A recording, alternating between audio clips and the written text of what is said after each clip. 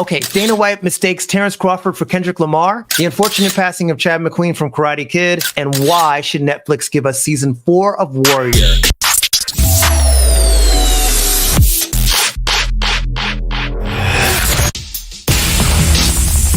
All right, what is up, guys? Steve Quasi. I'm so happy to be back with you guys. Another episode of Martial Arts News. Going to chop it up for the week about what's going on, some relatively latest happenings in the martial arts world. Right away, we're going to address some of the bad news first. I will do what I must. Welcome to the show. If you've never been here before, all of my to become a part of the discussion. Chime in the comments, of course, below if you'd like to do that. Don't forget to go ahead and share the content because, of course, that's how we grow. All right, so got some sad news, of course.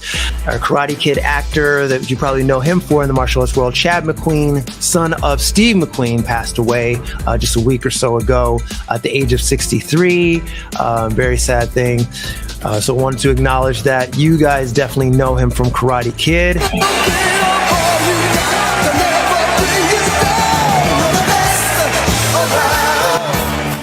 Yeah, and let me not get copywritten here for the music. You know you're the best around, though. So anyway, this iconic scene from the movie, you guys will recognize it right away.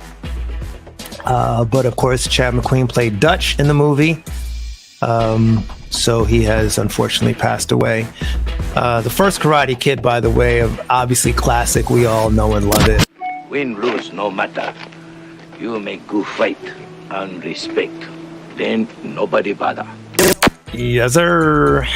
So, yeah, Daniel-san won that very first bout. So, RIP to Chad McQueen. Another unfortunate passing we've got to address.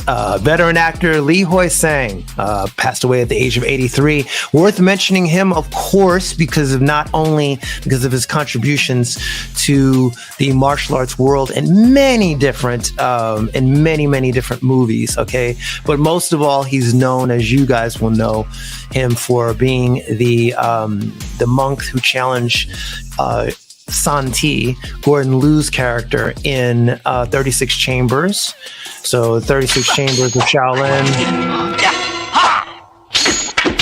Most people will recognize him from this iconic movie, playing this monk here who challenged Gordon Liu's character Santi and defeats him many times before Santi is able to finally become victorious in this match, as we know.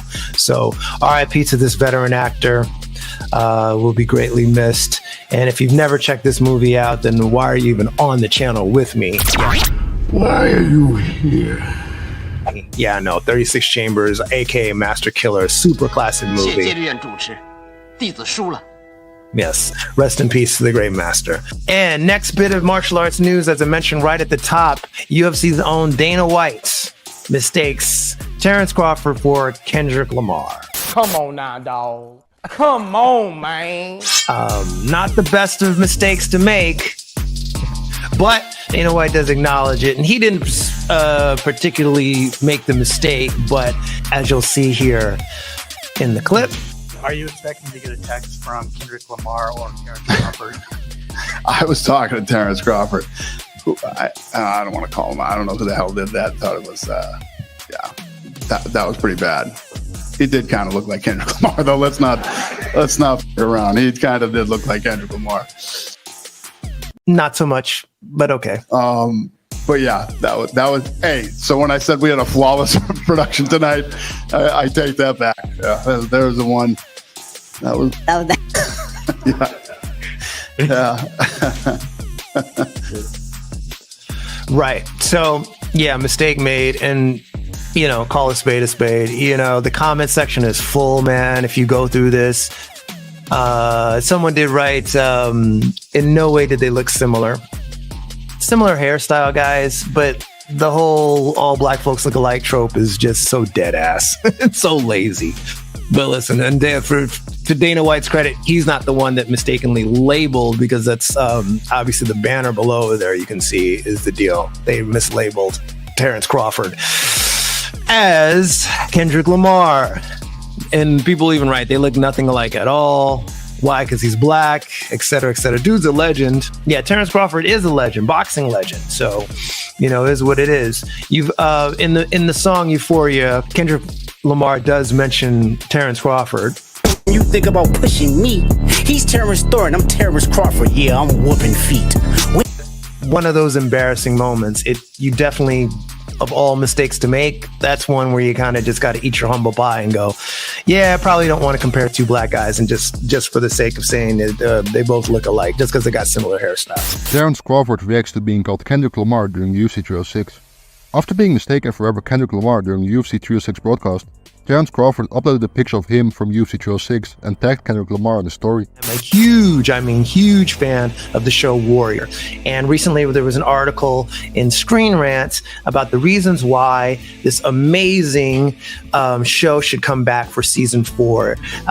So first of all, let me welcome everybody who is a fan of Warrrior. I believe that Shannon Lee put up on her social media this particular article that I found. So if you're a fan of Warrrior from back in the day on Cinemax, when it was on Cinemax, hey, you're an old head like me. You've known about the show since 2019, since it first came out. What up to you guys? Those that got hip to it when it moved to Max, hey, hi, hello. All right, you're a little late to the game, but you did get on the train. And finally, if you just finished watching all 3 seasons on Netflix, well, hey, welcome to the party, better late than never. But what up with season 4? Will there be one? What the hell? Like, right?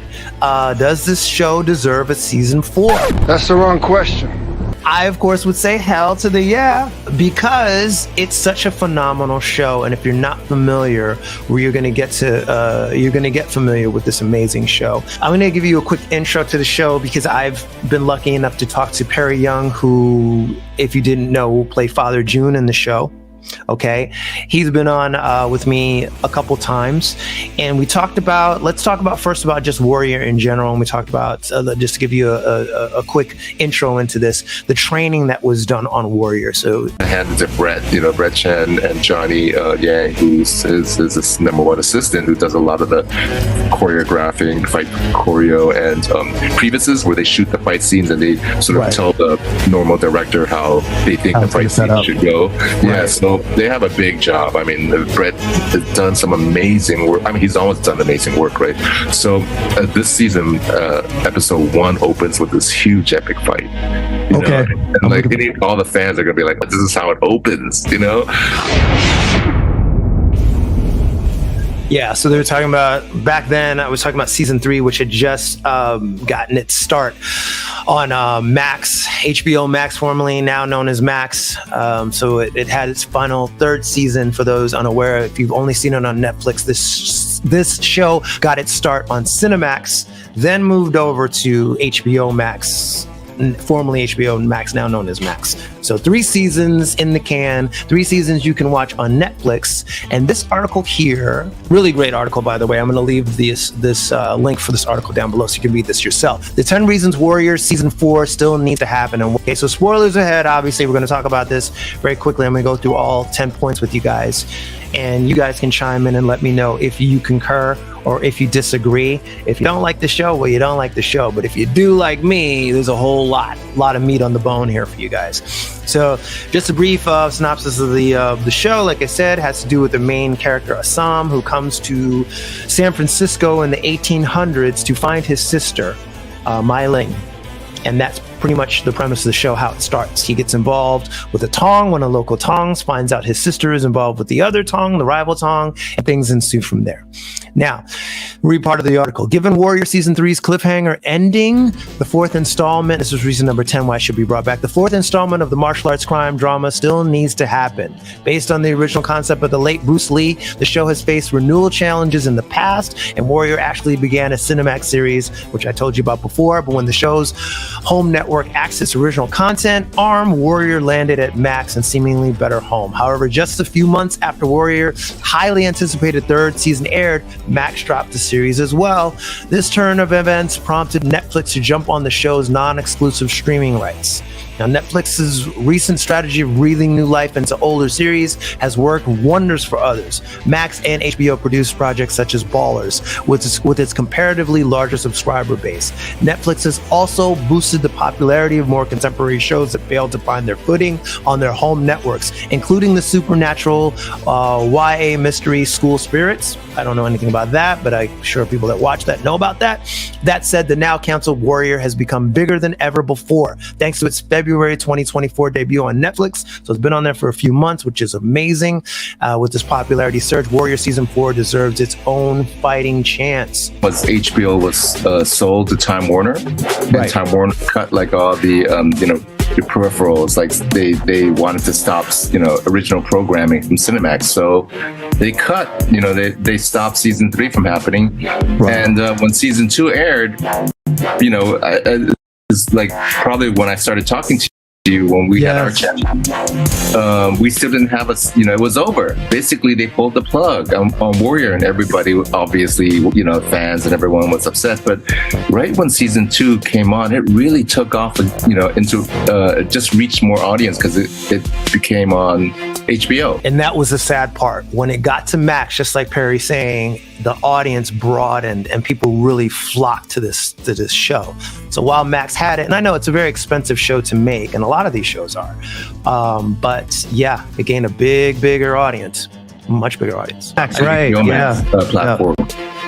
And then all these fans were like, wait, there's no season 3? What are you talking about? This show is so great. And so there were suddenly like 2 Facebook Warrrior fan groups and a change.org petition to get a season 3. Yeah, the fans. Yeah, another organization that came out, COMA's Chinatown Organization for Media Awareness, took a full page out in the Hollywood Reporter, calling for this, to renew the show because this was sort of the beginning of the pandemic. Right. And there were a lot of reports of anti-Asian hate and violence, and HBO released a press message that said, we support our Asian American artists because they give us, it's about culture. Yes. And so this so that's basically the story, in a nutshell, how the show moved over from one network to another, and they thought we were going to go and to be fair, that with that renewed strength and them moving to Max, that's why you would have thought season 4 would have been automatic. And Jonathan Tropper, who is the head writer and producer of the show, who also produced a show near and dear to my heart and directed a few episodes, Banshee, which people know, starring Anthony Starr, who's now Homelander, and The Boys. If you're unfamiliar with that show, an amazing show I recommend you guys also watch. But I say that to say that Jonathan Tropper has a rich history in this genre. This Warrrior was another brainchild of his. So that being said, you can tell they were planning to at least do 4 seasons because the way things wrap up. Spoiler alert again, season 3 ends in a cliffhanger. Page, this ad in the Hollywood Reporter said, if you really truly support Asian American artists, you would renew Warrrior. Back to the 10 points, and we'll brisk through these really quickly. I'll summarize things. Main thing, here's reason number 10. Warrrior is one of the most successful shows on Netflix. The show holds a near 100% approval rate. That's amazing. I mean, most shows, just like Rotten Tomatoes, you go for your score. Netflix keeps the score of these, or keeps score based on the audience that comes in to watch the shows, how long they're watching, did they watch all the seasons available, all the episodes available, et cetera, et cetera. And Warrrior is doing the damn thing. It's got 100% approval rating, near 100%. If there's any reason that makes the cancellation of Warrrior on Netflix feel like a strange decision, it's the show's overwhelmingly positive response from audiences and critics alike on Rotten Tomatoes. Warrrior currently sits at 93% on the tomato meter with a 96% audience score. Number 9. Warrrior is incredibly important for Asian American representation, as Perry Young was just talking about it. If you guys really care about Asian American history, you will bring back Warrrior, which Cinemax did. So I'm sorry, which HBO that the parent company of Cinemax did on Max. Okay, because it's like the article explains here, the history of Asian Americans is incredibly unique, which made Warrrior an important show for several reasons. While Netflix has plenty of Asian representation, thanks to the vast wealth of K-dramas available, not to mention Chinese and Japanese movies and shows, Warrrior was perhaps the only show that focused specifically on the experience and stories of the first Asian immigrants in the U.S. Number 8. Bruce Lee's legacy deserves better. The martial arts legend is worth more than an unfinished story. Warrrior is based on a story and script treatment by the late martial arts legend Bruce Lee, as most people know. With his daughter Shannon Lee serving as an executive producer, few names in Hollywood are as iconic as Bruce Lee, and he is arguably a key factor in ensuring the popularity of martial arts movies and Asian cinema in the West. As such, it's incredibly unfitting that the story he conceived hasn't been told to completion and that Warrrior was canceled before the narrative could conclude. Goes on to say, while Netflix is of course no way beholden to Bruce Lee's legacy or obligated to finish the story of Warrrior just because it's based on his concept, there is a feeling that his legacy deserves a complete story. You think? Absolutely. So yes, it's based on Bruce Lee's original concept of this. Shannon Lee had a kind of a breakdown and the way her dad plotted the story, which, by the way, her dad originally plotted the story, and that's how studio execs first created the concept of Kung Fu, the David Carradine helmed project that was supposed to star Bruce Lee. This was Bruce's original idea, as most people do know. But now they can make up for it with the actual writings of Bruce Lee, which were to become Warrrior, which is now Sam's character in Warrrior. Training, because I saw you guys did on-set training. How was that? Yeah, specifically on training with Warrrior, and this is where we get to Brett Chan, who was the action coordinator on that show. Him and a few other of his staff. And by the way, I'd be remiss, I want to mention this really quickly. Warrrior has been up for many awards over its 3-year run. Granted, it was not in a row because we had 2 years on another network and then 2 years in between because of the pandemic and such. But anyway, this year it was up for Outstanding Stunt Coordination for a drama programming in 2024, and it did lose out to Mr. and Mrs. Smith, but it's worth mentioning because the action is so good. Oh, it's amazing. And for me, it's kind of one of the best parts of being in the show is that, I don't do any fighting really. And in season 3, I'm actually going to do a little more, but I won't say what it is, right? Right on. But yeah, so training is just amazing. I got to hand it to Brett, Brett Chan and Johnny Yang, who's his number 1 assistant, who does a lot of the choreographing, fight choreo, and previouses where they shoot the fight scenes and they sort of tell the normal director how they think the fight scene should go. Yeah, so they have a big job. I mean, Brett has done some amazing work. I mean, he's always done amazing work, right? So this season, episode 1 opens with this huge epic fight. And all the fans are gonna be like, oh my god, this is how it opens, So yes, season 3 we talked about specifically, and by the way, I'll leave the links for this interview I did with Perry Young. This was right before season 3 started. We did this interview, and it was awesome as usual. Perry has so much to say about the show and about the people behind the scenes.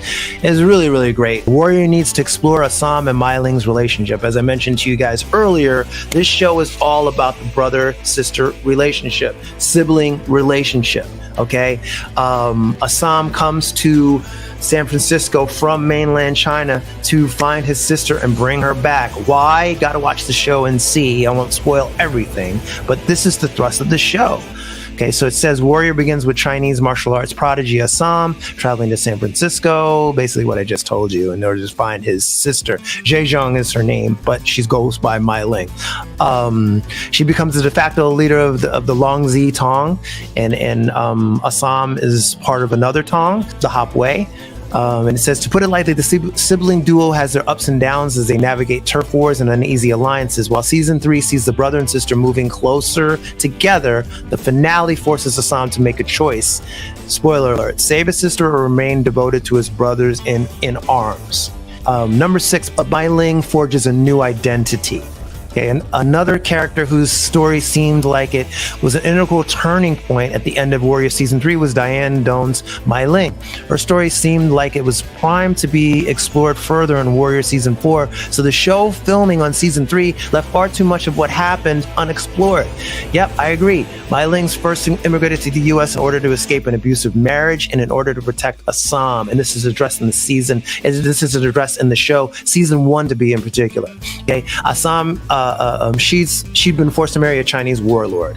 And it says, of course, her time with the Long Z also led to deeply traumatic experiences.